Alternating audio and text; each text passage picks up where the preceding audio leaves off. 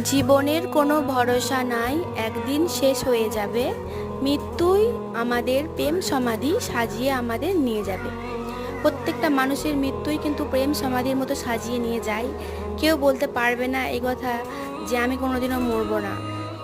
মৃত্যু সবারই আসবে, মৃত্যুর জন্য সর্বদা আমাদের প্রস্তুতি রাখতে হবে।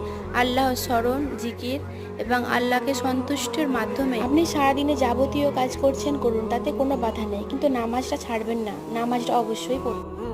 আর এটা মনে করতে হবে যে আমি একদিন মৃত্যুর সম্মুখীন হব, তাই আল্লাহকে সন্তুষ্ট রাখাই হতে হবে আমাদের ফোকাস। মেন ফোকাস হবে এটাই যে আল্লাহকে খুশি রাখবো।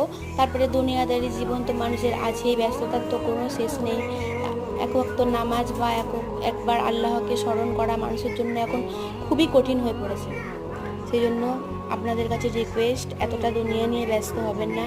কিছু টাইম অন্তত সারাদিনে